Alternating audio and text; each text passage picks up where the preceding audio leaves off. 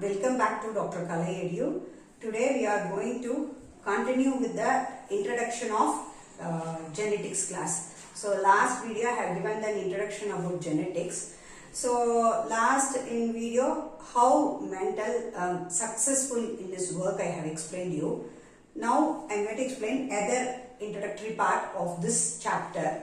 So why this garden pea is selected for the experiments by Mendel. So the first and foremost thing is it is an annual plant and characters are very contrasting. So he has selected 7 pairs of contrasting characters.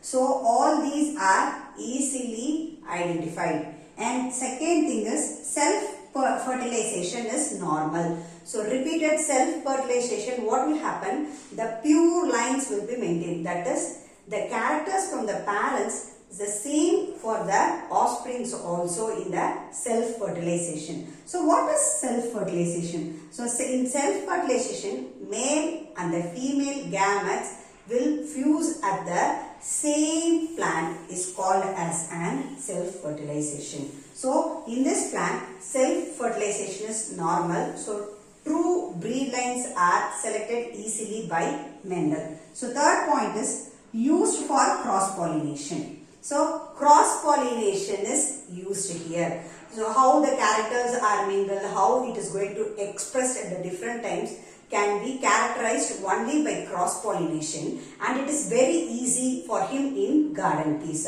So because the flowers are very big, so that is easily cross-pollination can be done. How this cross-pollination is done? That is by emasculation. As the flowers are large, the emasculation is easier. So what is emasculation? So emasculation is nothing but transfer of the anther from one flower of the particular plant to the another plant stigma. Okay. So in the which plant the anther is going to be transferred, from that plant from that flower the anthers will be removed. This is called emasculation. Emasculation is nothing but first they are going to transfer the anther from the one plant to another plant flower stigma, where it is transferred from that plant the anthers will be removed. From that plant the anthers will be removed, which is called as emasculation. So why they are removing the anther? So that the chance of self-fertilization will get 0. So cross-pollination will take place. Okay. So next is what all about Mendel's experiment. Okay. So first I am going to give you what are these. So genes. So genes are nothing but heredity unit or factors. Okay. Traits means it is characters. The expressed characters what we are going to explain about is called as traits. And alleles. Alleles are said to be alternative form of a gene. So alleles are said to be alternative form of a gene. Okay. So what and all lead Mendel to become very success, and what and all the techniques he have used I am going to explain here. So first thing is cross-pollination. So first, as I said, self-pollination only we can study about the pure breed lines. So see here, self-pollination only true breed lines we can study, and this pure breed leads to homozygosity. Homo, the word itself indicates that same. So same type of characters is going to be transferred from the parents to offsprings. So here Mendel used cross-pollination. So next is fusion in the same individual is called as self-fertilization. So the self-fertilization, we can't read how the genes and all acting upon the particular character. So next is he used emasculation techniques so that it leads to cross-pollination. So if there is cross-pollination, we can find new varieties. So that what will happen, we can find better yielding plants like that. You can ask me a question that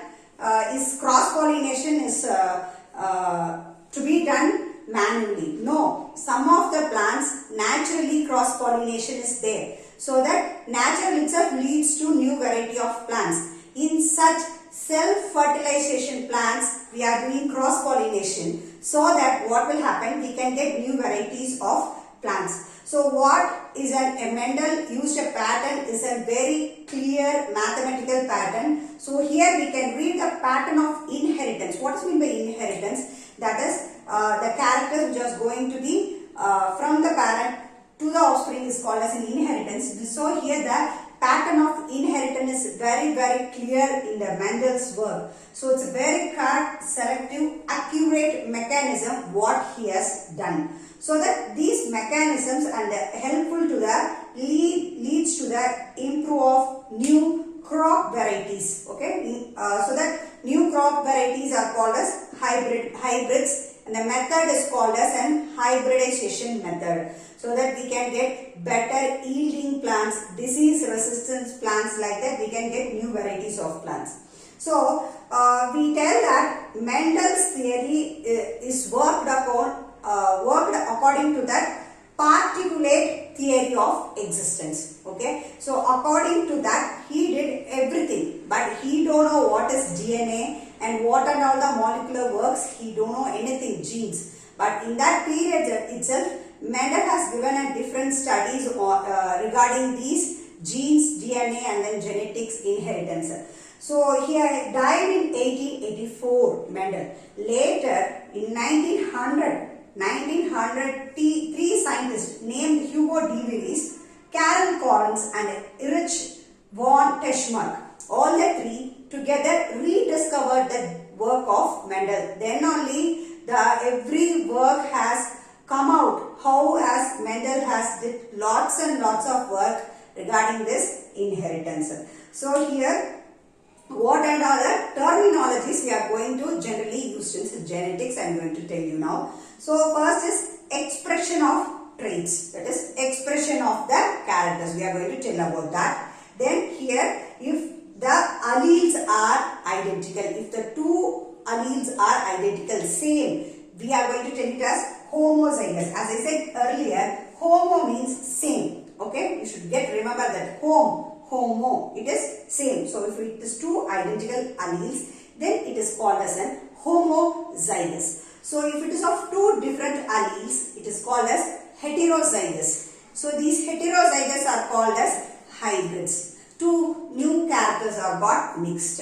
So here, if next thing is, if both the alleles are recessive. So here we are going to come with a new word called as an recessive and then dominant. So if the particular character or the trait it is not going to express in that particular time is called as an recessive gene or an allele. So if that particular character is going to express, that is showed in that offspring, it is called as dominant. Okay, so the character which is expressed is called as a dominant, and the character which is not expressed on that particular generation is called as an recessive. So if both the alleles are recessive, we are going to represent them in a small alphabetical letter, that is I have given a small tt.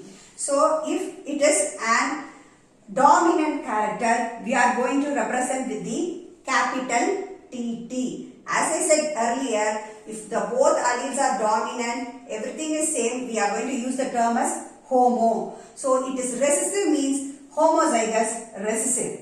If it is dominant, we are going to tell it as homozygous dominant. Okay, this is for homozygous. What about heterozygous? Sometimes the allele may expressed as tall. For example, I am telling if it is in tall and short, we are expressing in T. Okay. So if it is going to that dominant character is expressed and another recessive character is also there, that allele is also present, means it is called as heterozygous. It is a mixed form of capital T and small t. The expression will be tall plant only, but allelic level there will be a capital T and then small t. Okay, so that one allele will be dominant and one allele will be recessive. So we are talking about that single characteristic expression. So another very important thing here is what and all the 7 pair of contrasting characters Mendel has selected. So what are these characters he selected? So first thing I have given you easily.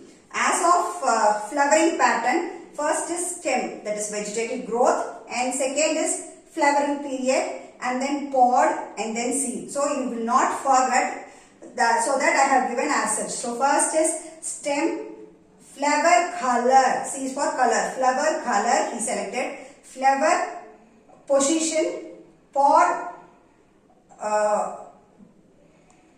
shape here, pod shape, pod color, seed shape and seed color. Flower alone, color and position. Pod and seed we are going to see about shape and color. So stem, it is tall or graft, and for flowers is it purple or white. You should not confuse with pod and seed. So pod and seed we are going to see the color of green or yellow or green, pod and seed. But flower it is purple or white. And then position, how the inflorescence, how the position is there. So flower position, it is axil or terminal.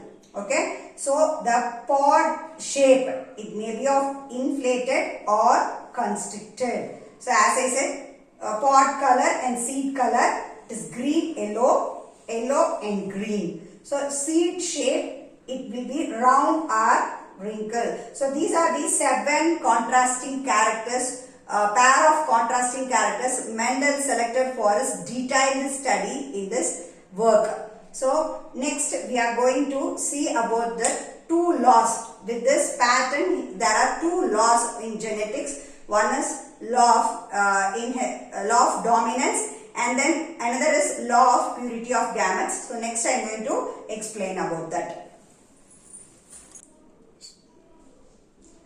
So next, according to that genetical work, there is a monohybrid cross and then dihybrid cross. According to that cross, they have given a pattern of 2 laws of inheritance. So according to that, we are having 2 laws here. One is law of dominance and another is law of segregation. So these 2 laws are very, very important in genetics. So first is law of dominance. So what is law of dominance?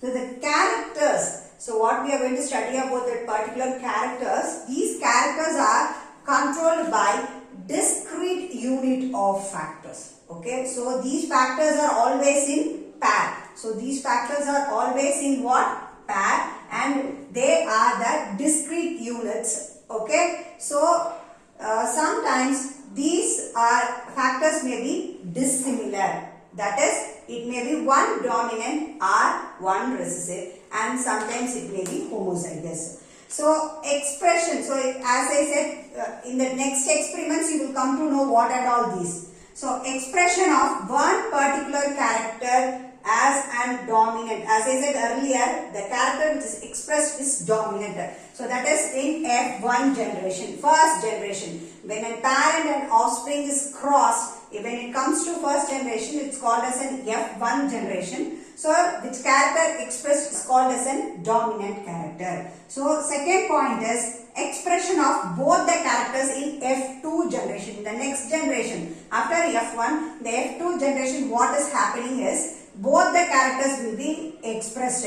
For example, if it is tall and then short plant, okay, this is tall plant and it is draft, short or draft.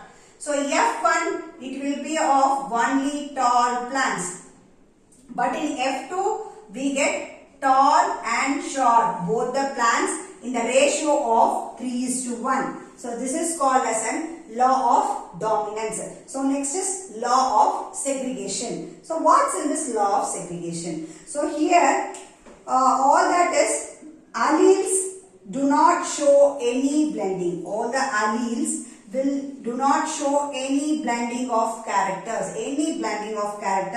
So here, as I said earlier in this law, so here also both the characters will be expressed in F2, but in F1 one single character will be expressed.